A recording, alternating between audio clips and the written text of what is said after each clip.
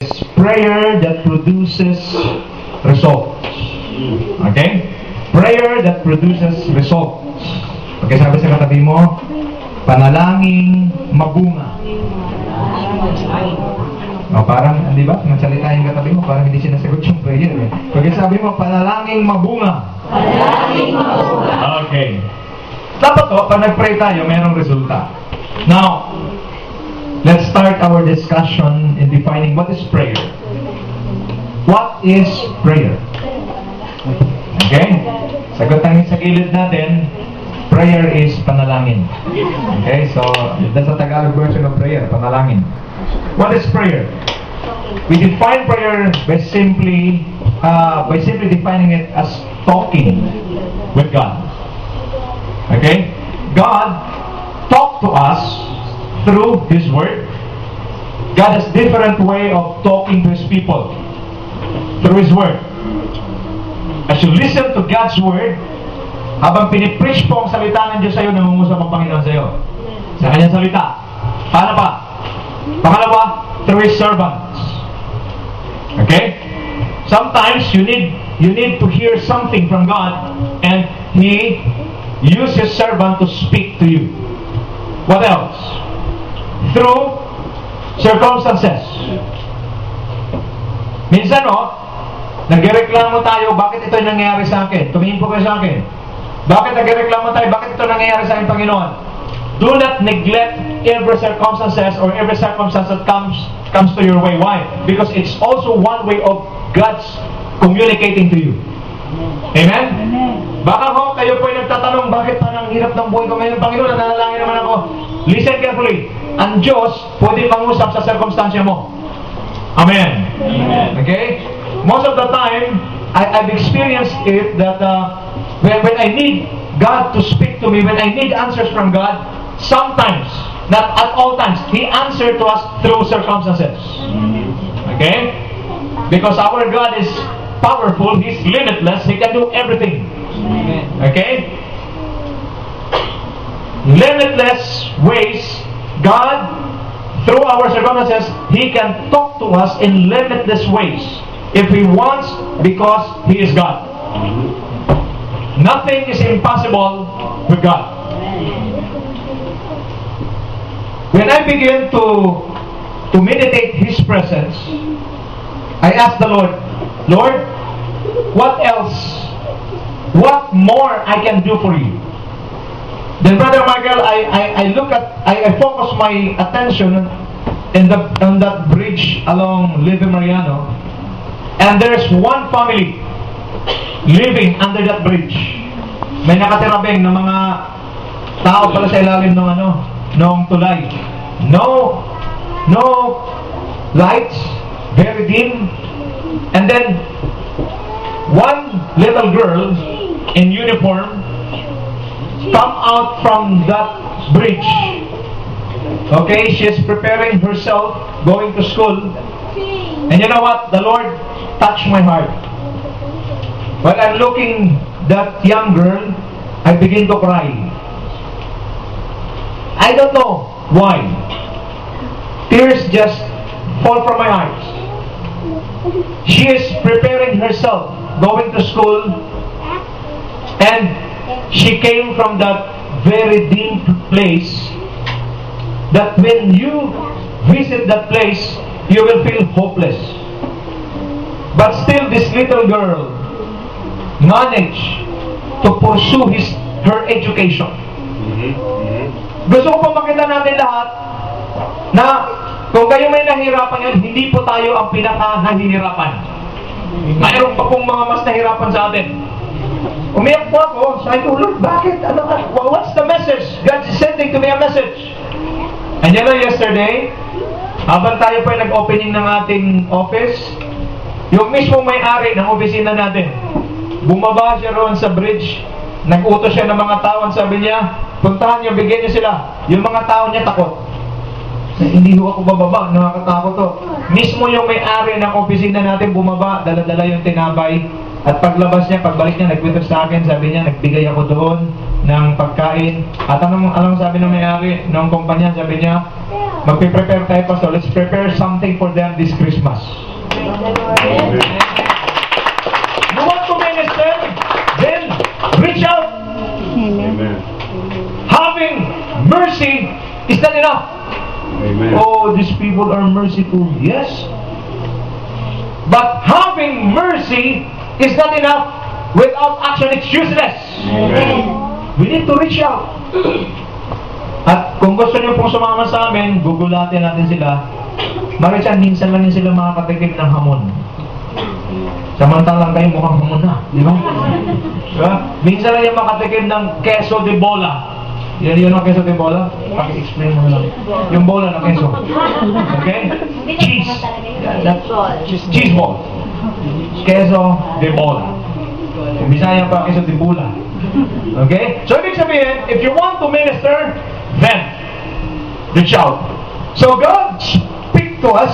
He can speak to us. He can send His message to us through His Word, through His servants, and through circumstances. Okay? What about us? We talk back to Him through prayer. God speak to us, yes, but we can speak back to Him through prayer.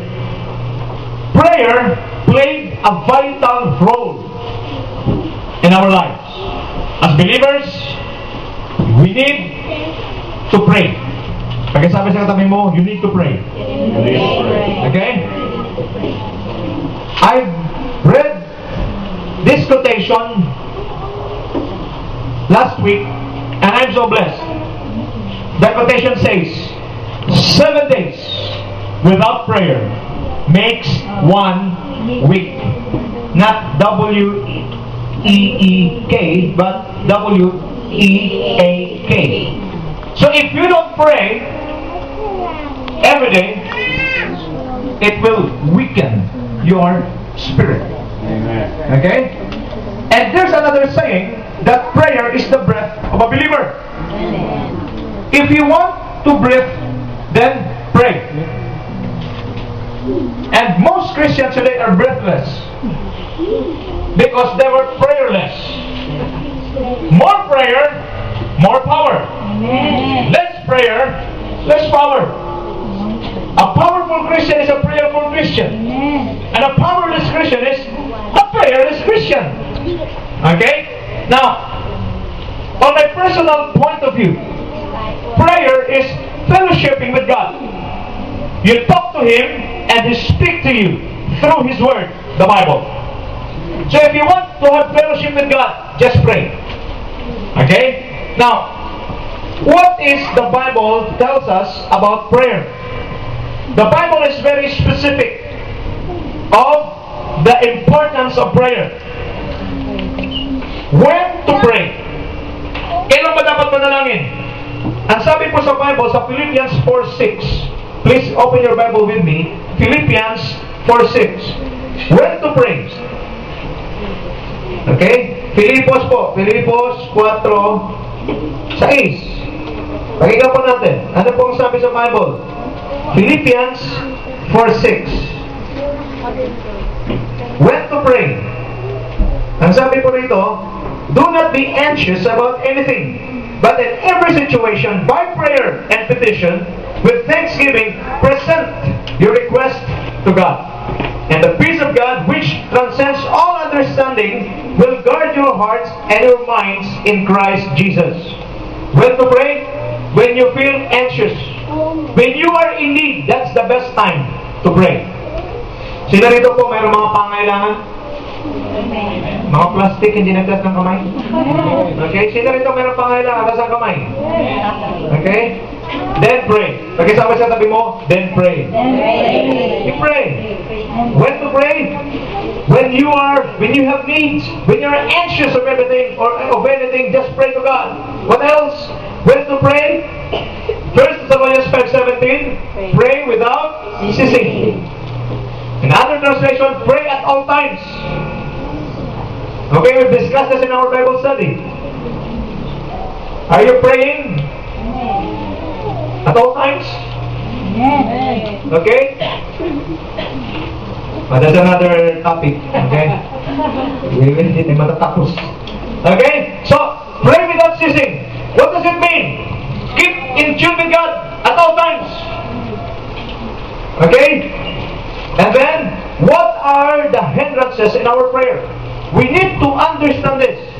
So the Bible tells us clearly that we need to pray at all times, that when we feel anxious, that we have needs, just pray to God. Wala kayo na po muna, pag tayo po na nanalangin, pag meron kang pangailan, gumagaan. Amen. Alam mo yun, bro? Di ba? Kung may pangailan, nung nandun tayo sa hospital, alam mo yan, when you pray, something ba na nangyayari sa iyo pag nanalangin ka, parang gumagaan. Hindi ko siya may paliwanag, Joe, pero gumagaan. Because we're serving a living God. Amen. Amen?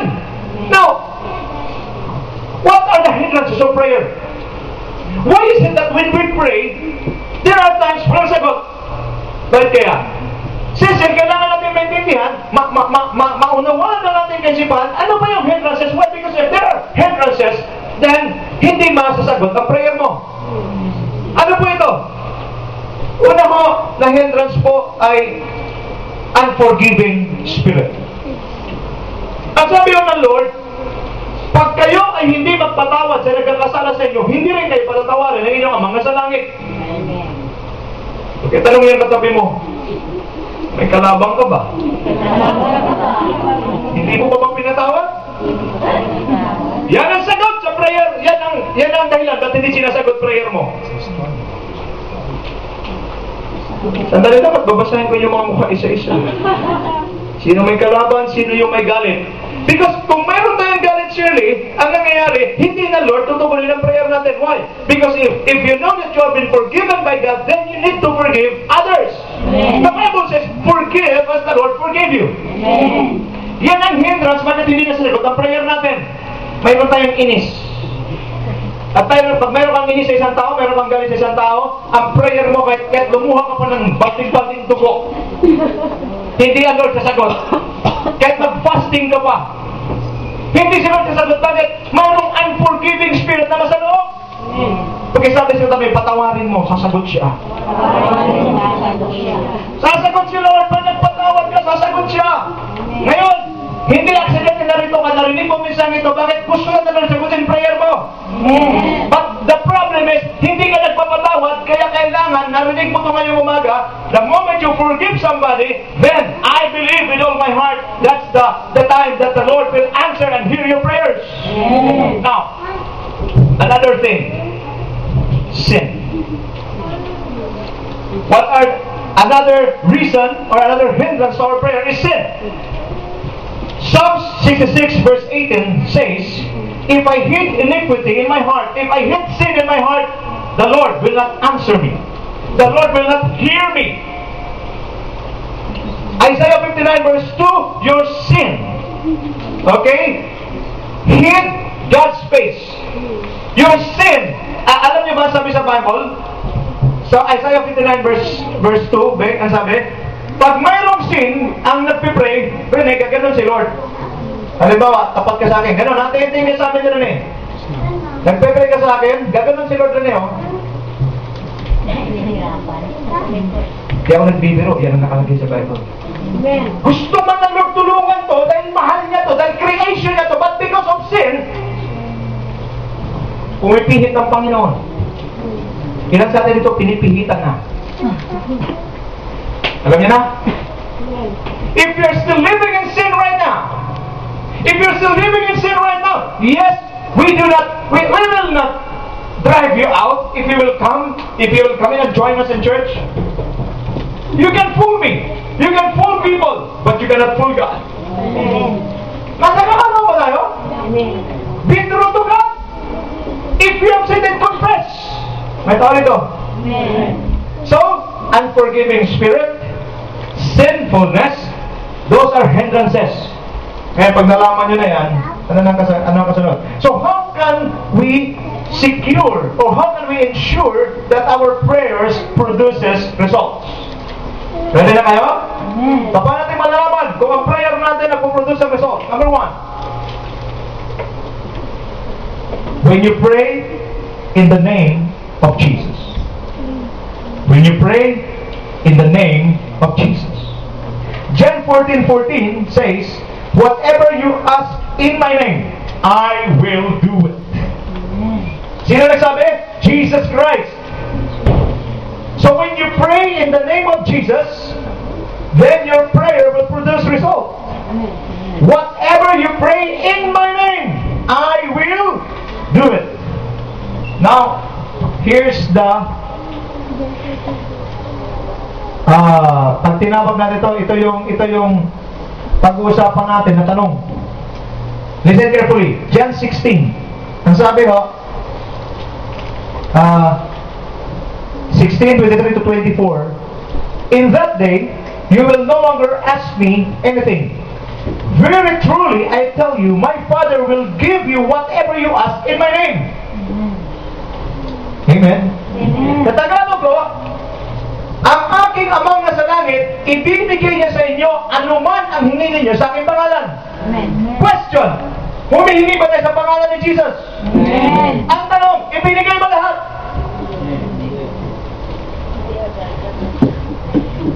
Ano na nangyari sa Bible ngayon?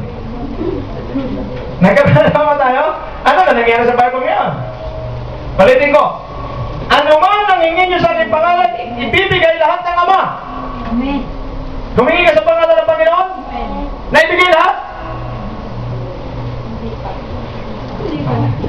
Kita mo ako siya, play safe, di ba? Is the Bible true? Yes. Then why is it that it does not fulfill what is being mentioned in the Bible, in our life? Why? Listen carefully, ha? Bibihira nyo lang marinig po ito, mga kapatid. Ang sabi pa ng Lord, ito pa. Until now, you have not asked for anything in my name. Ask and you will receive, and your joy will be complete. Tingin nga po lahat sa harap. Wala pa na matulog. Pag isa sasabi mo, gising. Gumising din. Gising. Tingin nga sa harap. Tingin o. Ang sabi ng Lord, whatever you ask in my name, my Father in heaven will do it. Ang sabi niya ngayon, until now, you have not asked for anything in my name. Sandali muna, Lord. Totoo ba? Hindi kayo humingi sa pangalan niya hanggang ngayon? Mga mukha niyo pa lang, kitang-kita ko, parang hingi. In Jesus' name, in Jesus' name. Nagkatanaw ba tayo? You asked already. But why is it that until now, sinabi niya, wala pa kayong hiningi? Now, here's the revelation. Please catch this. Every time we pray, we always seal our prayer in Jesus' name. Tama? Yes. But you know what? When I begin to discover, what does it mean? For our prayer, to ensure that our prayer produce results, we should pray in Jesus' name. Amen. When I begin to discover this, here's what I found out. That when you pray in Jesus' name, Rene, you must be in the nature of Jesus Christ. Amen. Ang ibig sabihin, pag nanalangin ka sa Panginoon, dapat yung nature ni Jesus Christ nasa iyo. Kaya hindi pala sinasagot ang prayer mo. Sabi niya, until now. Sabi ko, Lord, when I begin to meditate until now, Lord, I've already asked you about this. But why is it that Jesus Christ said until now? Why? Because until now, you are not yet conformed to His likeness. Nagkakalaman tayo? Until now, hindi pa rin tayo nabubuhay katulad ni Kristo. Tingin sa akin, only Jesus pleases God. Amen. Only Jesus pleases God. Amen. Amen. Amen. That is why when the Lord looked at Jesus, He said, "This is my beloved Son in whom I am well pleased." God wants to look at you. Cecil, hindi ni Lord hinahanap yung Cecil, hinahanap ni Lord yung Jesus Christ sa'yo. When you look at Michael Klein, He's not looking for the Michael Klein, He's looking for Jesus in Michael Klein. Nagkakataon ba tayo? Amen. Kaya pag nagpipray ka, na Rene pa rin yung nakikita niya sa'yo, the old sinful nature is still alive. No answer at all. But when you see, when God sees in Oliver that Jesus Christ, kaya kailangan sa buhay ng isang Kristiyano magmamanifest si Jesus Christ. Amen. That is what is praying in the name of Jesus, you must be in the nature of Jesus Christ. The Bible says in 1 John 2:6, those who declare that they are in Him, they must walk, they must live like Jesus. Nagkakalaman po ba tayo? Okay ba tayo? Okay pa? We must pray in Jesus' name, in the nature of Jesus Christ. The new life that Jesus gave to us must be manifested. Let us not be hearers but be doers of God's Word.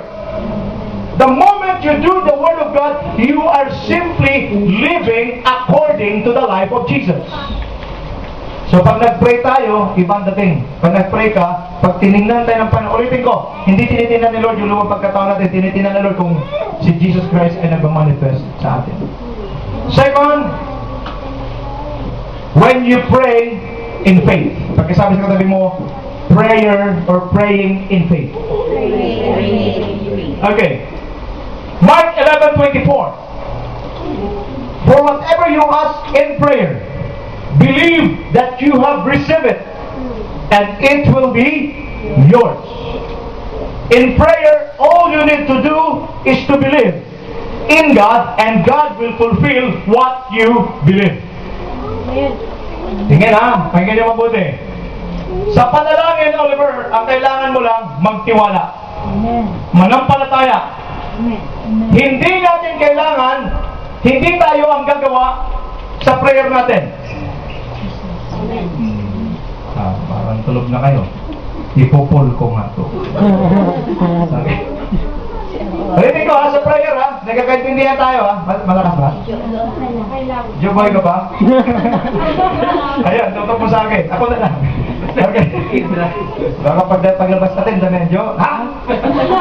Jo! Baka mag-away pa sila na si Jo dahil sa sound system na to. Okay. Sa prayer din, ang kailangan mo lang, maniwala. Pagkasasabi mo, maniwala ka lang. Okay? Ikaw mo na eh. Dalawa kasi yan. Tingin, dalawang party yan. Isang nagpipray at isang sasagot. Ang nagpipray tayo, ang sasagot Diyos. Ulitin ko. Sa prayer, dalawang party yan. Isang nagpipray at isang sasagot. Ang nagpipray tayo. Ang sumasagot Diyos. Nagkakaroon tayo. Hindi mo pwede, kaya ka nga nagpipray dahil may pangangailangan ka din. Tama? Kaya ka nga lumalapit sa Diyos, hindi mo kaya. Yun naman tayo mga tao, mayayabang tayo. Pag di natin kaya, tsaka tayo lumalapit sa Kanya. Pero pag kaya pa natin, Lord, just relax. Sige, I can manage. Okay? Kaya natin, may nagpipray at may sumasagot. Ang nagpipray, tao. Ang sumasagot, Diyos. Now, hindi mo pwedeng kunin yung parte ng Diyos.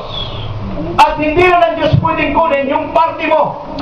Nagkakanuhan tayo? Ang kailangan mo, manampalataya. At pag nanampalataya ka, gagalaw ang Diyos. Nakuha natin? Di pa rin. Kuha? Sa panalangin, manalig ka lang. At pag nanalig ka, gagalaw ang Diyos. Bakit ang sabi sa Bible, for without faith, it is impossible to please God. Ang faith po ang nagpapagalaw sa kapangyarihan ng Diyos. Tingnan natin yung babae tinutugon ng 12 taon. Nagkipag-usap pa siya kay Jesus? Ano nang sabi niya, Beng? Mahawakan ko lang ang dulo ng kanyang damit, gagaling ako. Kaya nung nahawakan niya yung dulo ng damit, nagulat si Lord. Sino humipo sa akin? Sabi ni Peter, pangbihira, ang dami namin nakapalibot siya, lahat ng tao yata, gusto kong i-touch. Maraming nag-touch sa Panginoon, pero hindi gumaling. Bakit? Walang faith. Ito, sa sobrang hinang-hina na siya, ang tinatch siya, sabi niya, matouch ko lang yung dulo ng damit niya, gagaling ako. Nung matouch siya, gumaling siya. Anong kinalaman ng damit sa sakit niya? Wala. Pero anong nag-connect sa kanya sa kapangyarihan pa niya? Your faith set a divine appointment to God to release His power. Amen. Sabi ni Lord, sino humipo sa akin? Sabi ni Peter, ang dami naman nakapalibot dito, Lord. Nagtatanong pa kayo sino? Ano sagot ng Panginoon? May kapangyarihang lumabas sa akin. Tingin sa akin. Pag mayroon kang pananampalataya, kahit gaano pa yung sakit, siguro ngayon, cancer ng yung sakit na yun, dinudugo, 12 years. Okay? Ibig sabihin, no, your faith will set a divine appointment with the power of God. Na-release yung power. Sabi niya, may na-release sa akin eh. Amen. Faith releases the power of God. Amen. So when you pray, just believe. Amen. Alam mo, problema kasi natin, okay, problema kasi natin ganito. Pag nag-pray tayo, hindi lubos ang ating tiwala. I rebuke you pag ito kayo mag-pray. Lord, sagutin niyo po ang prayer ko. Pero I pray in Jesus' name. Pag talikod mo, sagutin mo kayo. Wala po eh.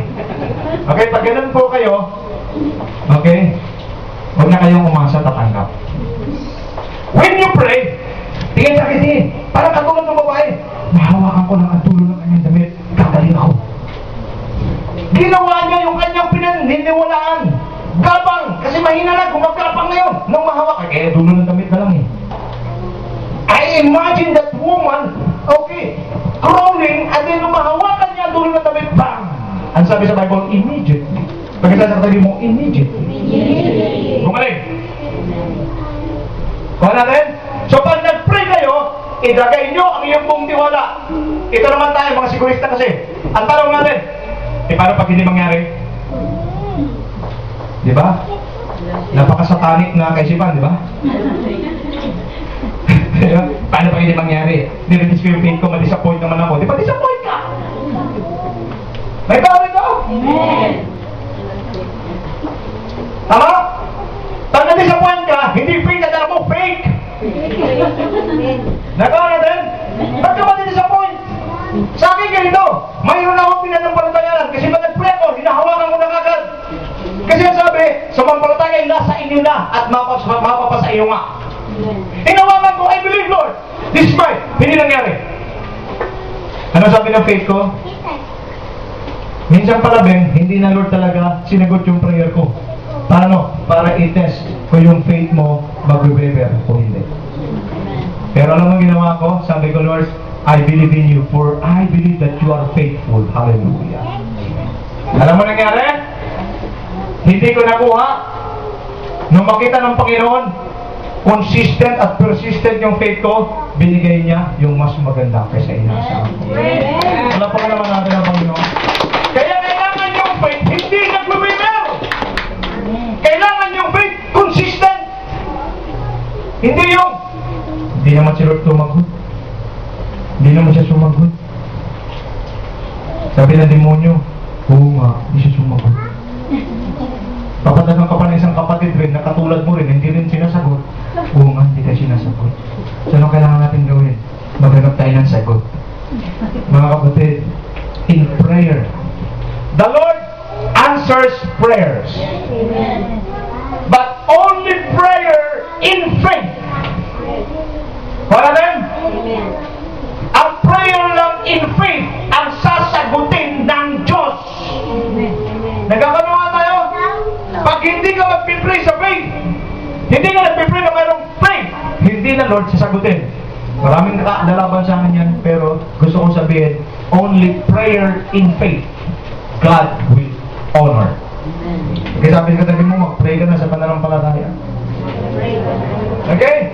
And Jesus, Matthew 21, verse 21 to 22, Jesus replied, then I tell you, if you have faith and do not doubt, not only can you do what was done to the fig tree, but also you can say to this mountain, go, throw yourself into the sea, and it will be done. If you believe, you will receive whatever you ask in prayer. Kaya sinachallenge ko yung kapatid ko eh. Pag naniniwala ka raw, marireceive mo lahat ng hinihingi. Dilat mata, dilat. Ayan, ganyan. Tingin lahat sa akin, tingin lahat sa akin. Dilat mata. Ayan. Okay? Nagkakalaman ba tayo? Alam nyo, ang pinakamahirap sa Kristiyano, yung manampalataya. Pastor naman, ano ba naman yung tanong na yan? Mahirap sa Kristiyano manampalataya. Nanampalataya nga ako. Huwag malugan ang sarili mo. Hindi ka nanampalataya. Bakit? Nanampalataya ka konti, pero napakalaki ng doubt mo. Alam mo yung master niyo dapat sa umagang ito? Please, masterin niyo po ito sa umagang ito. The moment you pray, believe. Because you can only receive the answers to your prayers if you believe. May bayad ba pananampalataya? Halimbawa sabihin niya, bago mag-end ang year na to, makakuha ko ng worth 1 million pesos na project.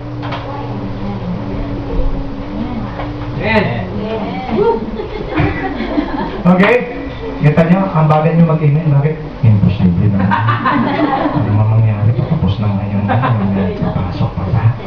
Imposible naman yung pass. Alam niyo ba, kaya nga tayo nandito, nag-aaral tayo para ano, kasi kailangan kong buksan sa isipan ninyo yung mga katotohanan ito. Anong klaseng katotohanan? Na yung mga imposible ay napaka-posible sa Diyos. Amen. Hapon tayo, gusto nyo? Amen. O, patapos na ang 2012. Tama? Hapon tayo? Amen. Gusto nyo pang humabol? Amen. Yung asawa ko, mabilis, Amen! Amen! Kasi humabol pa kami. Anong habol? Anong habol natin? Blessing. Mayroon pang blessings. Just declare it! Jen! Declare! Lord, bago mag-end yung 2012, ganito na lang, para kasi kailangan kong sabayan ang inyong mga kaisipan. Okay, ganito na lang. Lord, i-surprise mo naman ako ng something, Panginoon, na surprise. Ano yung surprise? No. Yung bang surprise mula sa Panginoon, Lord? Lord, I want, Lord, a surprise, Panginoon, bago mag-end yung 2012. Ganito na lang muna. Ano man yun, bahala ka na. Alam ko, mayroon ka naman iniisip dyan eh. Tama? Okay, ano bang gusto mo surprise? Lord, just surprise me, Lord God. And then believe. Nagkakalaman ba tayo? Sabi mo, Lord, gusto ko yung surprise na matindi, Panginoon. Galing sa'yo. Then believe. Tapos lahat ng surprise sabihin niya sa akin, tinan ko ako, masa-surprise din ako. Okay? Kasi ako, meron na akong hinihiling kay Lord na masa-surprise ako. At pag nangyayari yun, sasabihin ko sa'yo. Nagkakalaman tayo? Amen. Sasaruhan natin ang 2012 na full of surprises, not from men, but from God. Amen. Just believe! Amen. Just believe! Hallelujah! Alam niyo ba? Pinapansin ko yung church. Karamihan dito may trabaho na. Amen. Mayroon pa kang nag-text sa akin, may hiring pa raw silang 3. Sabi ko, sino pang ipapadala ko? Hindi mga trabaho ng iba. Ano pa? Yung mga anak natin dito, mga nag-e-excel sa klase yan. Amen. Mga top 1, top 2, top 3. Wala pa ako narinig na top top. Okay, puro po may mga top. Okay? Just believe. Pag-isabi sa katabi mo, just believe. Just believe. Okay? Jesus said in Matthew 17, please listen carefully. Believing, Jesus said unto them, because of your unbelief, for verily I say unto you, I have faith, if you have faith as a grain of mustard seed, you shall say unto this mountain, remove hence yonder place, and it shall remove, for nothing shall be impossible to you. Di ba sabi natin palagi, nothing is impossible with God. This time, if you believe, Rene, if you have faith in God, nothing will be impossible for you. Amen. Sige, tingin mo na lang, hindi na tuloy mata. Okay? Grasp. Lulukin mo, Shirley. Dali, Shirley. Okay? Kasi ito yung mga truth na kailangan malaman natin. At pag nakarinig kayo ng truth, don't just be hearers, be doers. Apply! I-apply mo dyan. Okay? Bago mag-end ng 2012, Lord, merong surprise. Okay? Now, let me give you some example para makita natin. Kasi hindi tayo ganito. Si Bartimeus. Ano si Bartimeus? Bulag.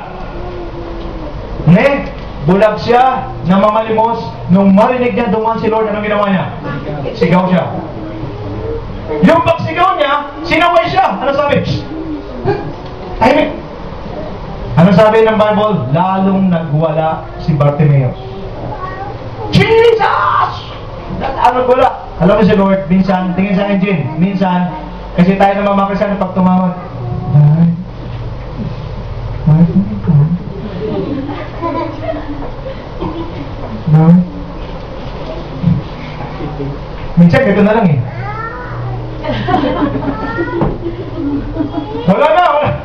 Discourage na eh. Dati, Lord. Nung hindi na sila sumagot. Kaya pagkatapos sa prayer, ganun. Bakit siya magaling? Pray ako. Nagkakalawan tayo?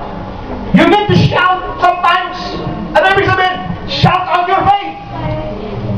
Let God hear you. Narinig ba? Narinig ka, pero minsan hindi ba kailangan mo yung voice out. Nagkakalawan tayo? Amen. Gumaling si Bartimeus? Ano sagot ni Bartimeus rin eh? Lord! Sabi na Lord, come! What do you want me to do for you? Sagot ni Bartimeus, Lord, I want to see. Sagot ng Panginoon, let it be done according to your Pray. see. You want your prayer to produce result? Pray in faith! Hawakan mo niya mabuti. Okay? Number 3. When you pray according to His will. When you pray according to His will. Pakinggan niyo po ang 1 John chapter 2. Dali po ha.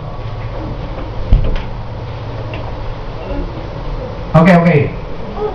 Nasa 1 John, hindi ko po na ilagay dito, but let me just explain it to you. Ang sabi ng Bible sa 1 John, whatever we pray, He will answer if we pray according to His will. Ibig sabihin, make sure. Okay, sabi mo, common sense. Common sense. Marami sa Kristiyano, hindi common yung sense eh. Okay? Ano ibig sabihin? Common sense. Pag nag-pray ka, make sure align sa gusto ng Diyos. Lahat ng dalaga, magsabi ng amen. Dalaga. Ang daming dalaga, pati lalaki. Lahat ng dalaga, magsabi ng amen. Amen. Okay, anong ginagawa natin? Common sense. When you pray to God, pray according to His will. Maliwanag na eh. Unbeliever yung gusto mo. Unbeliever yung pinagpipray mo. Pinagpipray mo lasinggo. Parang gupong-gupo ka sa kanya pag lasing siya. Mayroon mga ganun eh. Hindi ko maintindihan. Mayroon naman ako mga babae na nakikita. Tuwan-tuwa sila pag yung Marlboro nakalagay dito sa lalaki. Para bang alam mo yung nakabukong din yung Marlboro. Parang macho-macho natin sa kanila. Hitang! Nagkakaroon ba tayo? Amen. Parang ang dating daw pag yung Marlboro nakalagay rito. Parang ang dating na lalaki macho. Kung hindi ka pa naman nawala sa ulirat. Pag single pa rin pagbuga sa'yo, cancer na agad na talaga.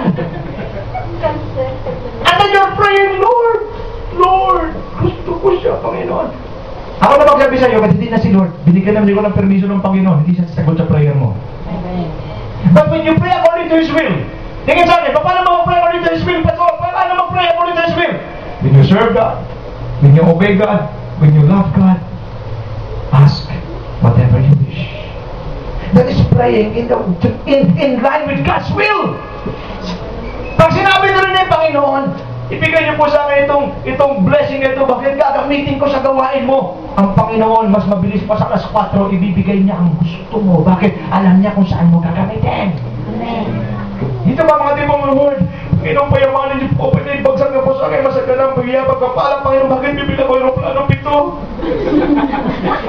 Kaya naman hindi na kailangan, mapasagasaan na kita ng airplane.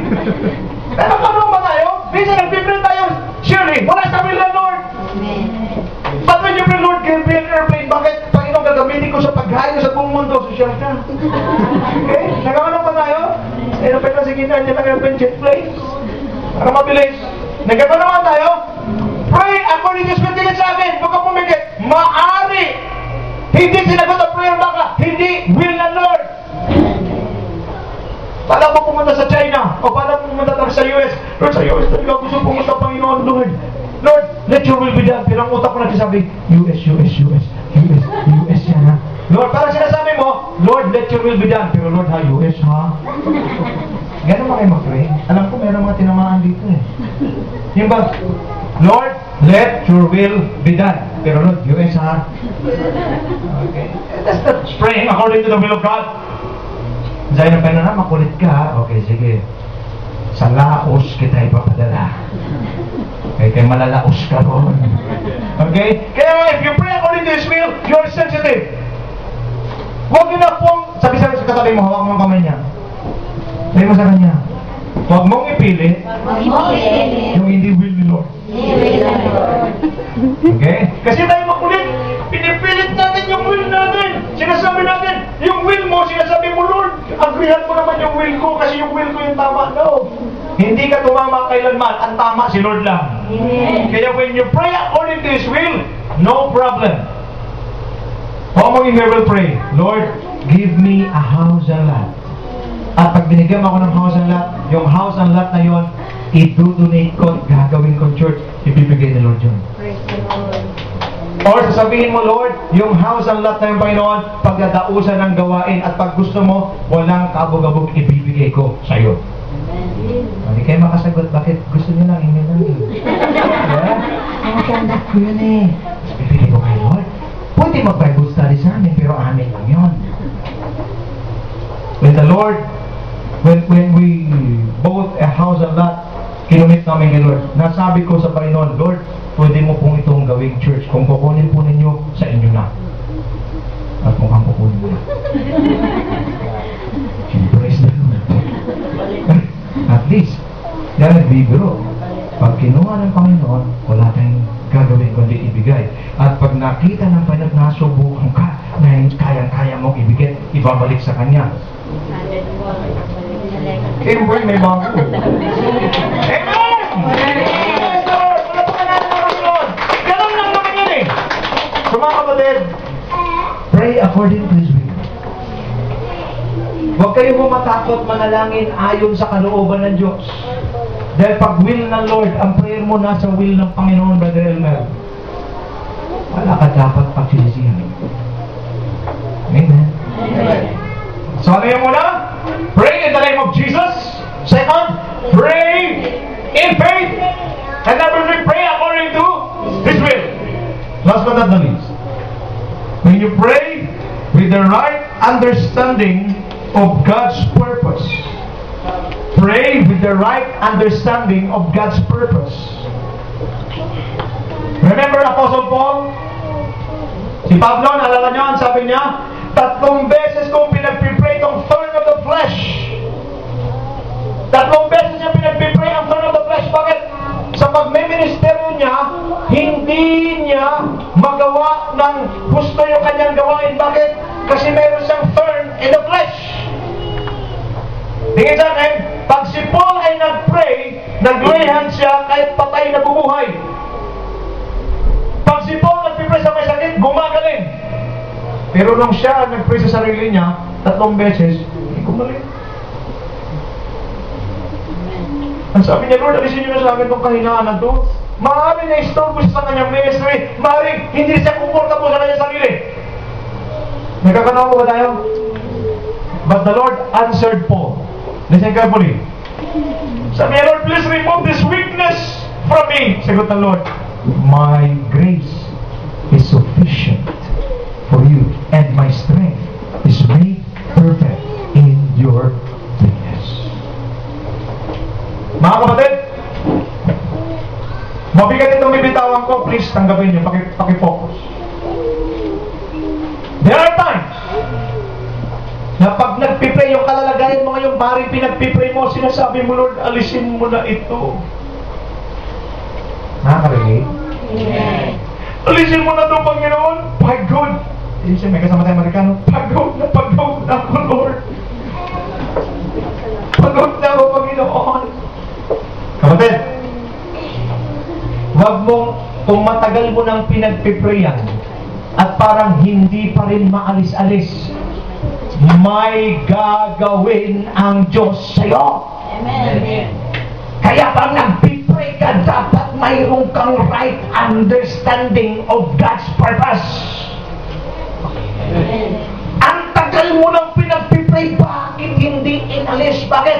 Mayroong minumulde ang Diyos sa buhay mo. At sa pamamagitan lamang ng weakness na yan, dyan kanya matutulungan at mahuhubog. Amen. Kaya huwag mong ipaalis muna yang kahinaan na yan o yung weakness na yan o yung sufferings na yan. Bakit? Mayroong binubuo ang Diyos sa buhay mo at pag natapos yan, kayang-kaya niya namang alisin yan eh.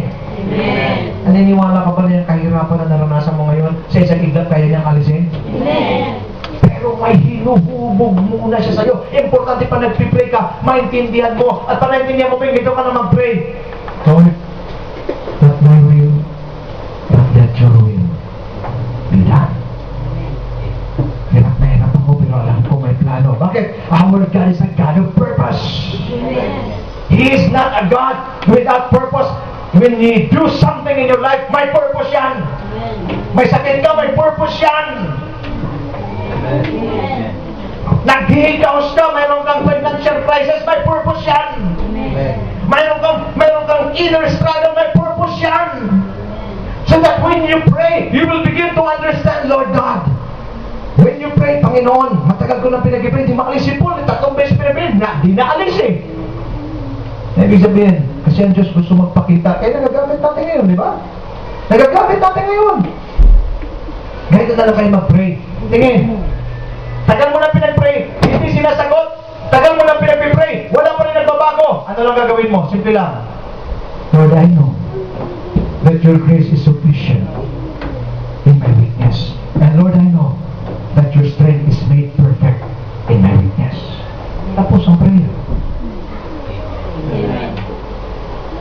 Sabi sa sabi mo, huwag ka na mag-inarte. Maka-emote ka, wagas. Okay? Huwag na kayo mag-emote-emote yun. Lagi na lang. Tsaka pag nag-share kayo, huwag kayo mag-share dun sa mga mahina rin. Maghanap kayo ng malakas. Eh yung pupuntahan mo, laylay na rin yung leeg. Eto ka pa ngayon, laylay rin labi ng leeg mo. Alam mo, grabe talagang pagsubok. Ang hirap kung may Kristiyano, sagot na may laylay ng leeg. Oo nga. Okay, parehas kayong dalawa, may panaglakat kayo sa kanan, ikaw sa kaliwa. Okay. Mga kapatid, listen carefully. Pray with the right understanding of God's purpose. Amen. In Jesus' name, in God's nature. In faith, what you declare, just believe. You do the believing, God will do the fulfilling. Amen. Mag-believe ka lang, gagawa ang Diyos. Pangatlo, according to His will. Please, let me ask you a question. Pose a question to you, mga kapatid. Is your prayer according to the will of God? Amen. Yung pinagpipray mo ba ngayon? Pakitanong lang. Lalo na po yung mga matagal na prayer hindi pa sinasagot. Tanawin mo lang, nasa will ba ni Lord yung prayer ko? No! You can fool me. Pero gusto mo maintindihan mo, basag-basan ni Diyos, basag-basan ng Panginoon ang puso mo. Amen. Tama? Alam naman na Lord ang puso mo, Bening. Kaya ng prayer mo, kaya sabihin ko pa, Lord, i-bless niyo pa ako ng 5 million, Panginoon, bago mag-end yung taon. Kasi, tutulungan ko yung mga nasa ilalim ng tulay. Dahil nasa ilalim ng tulay, tutulungan ko sila, Lord. Basta sa ilalim lang ng tulay. Tutulungan ko sila, basta sa ilalim. Yung sa ibabaw, hindi na. Sa ilalim lang. Alam ng Lord eh, na nasa utak mo, nakita ng Panginoon, at yun ang declaration mo rin eh, nakikita ng Lord, BMW. Ano naman yung ibig sabihin? Ang bibig mo, Maritza, nag-declare, Lord, tutulungan ko na sila ng tulay. Pero nakikita ng Lord, yung puso mo talaga, BMW. Ano naman niyo ba? Kaya marami Kristiyano talaga sumasablay dito eh. Hindi kasi naintindihan talaga yung anong ibig sabihin. Kahit na ano pang nakalabas sa bibig mo, nakikita ng Diyos yung puso mo. Amen. Kaya nakita ng Lord, niloloko mo pa ako, BMW, kulay blue pa. Bakit? Nakikita niya eh. Nakapanaw ba tayo? So when you pray, pray according to His will. And number 4, pag matagal na talaga yung prayer, di pa sinagot, always remember, we must learn to pray with the right understanding of God's purpose in our life. In conclusion, the promises of God is clear and true in In Jeremiah 33 verse 3, recite 1, 2, 3. Yes, okay. Sabi ng iba, I am the way, the truth, and the life. Jeremiah 33 verse 3, no? Call unto me, and I will answer thee, and show thee great and mighty things which you do not know. God's promises are true. Our prayers will surely produce result if we pray in the name of Jesus, or in the nature and likeness of Jesus. When we pray in faith, faith pleases God. When we pray according to His will, to know His will is to know His word. And last but not the least, when we pray the right understanding of His purpose. Is your prayer life getting excited or boring? Kumusta ang iyong mga prayer life? Nai-excite ba kayo mag-pray o talagang ano na lang kayo? Forzado na lang? Huwag kayong pakit. Ang prayer niyo ba, exciting pa? Nai-excite ba kayo pa nagpipray o parang naman kasi kailangan mag-pray eh. Lord? Diba? Meron ba ganun? Yung bang pagod na ako eh. Kasi Kristiyano ako eh. Magpipray na nga. Alam niyo, kung napipilitan din lang kayo, huwag na kayo mag-pray. Nagdadagdag lang tayo ng kasalanan sa buhay natin. Amen. Sino rito yung mayroon kang gustong kausap na pag siya na yung tumawag siya, excited ka? Salamat, mga honest kayo. Mga wala kayong gusto makausap. Mga wala kayong excitement. Okay? Naarawan niyo ba ito? Di ba meron tayong ano? Pag yun ay nakakausap mo, excited ako. Correct. Meron ba? Kasi rin na lang, example natin. Pag tumawag na sinadya, tapos na ka. Okay? Ganun ba lahat? Meron excitement, dapat sa Panginoon ganun din. Is your prayer life exciting or boring? Mga kapatid, siguro time na para magano tayo. Ang tawag dito, mag-evaluate tayo. Okay? Di ba rin ang panalangin, hininga? Sino sa iyo humihinga ng normal ngayon? Ang liig ng tao na tingalo, humahabaw ng ganito. Nakita ko yan. At maaari ilan sa inyo sa espiritu, ganito nakahaba ang liig.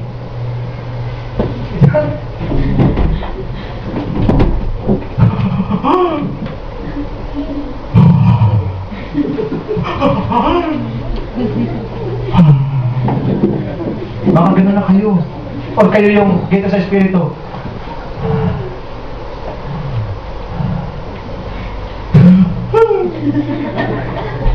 Sino sa inyo gano'n na?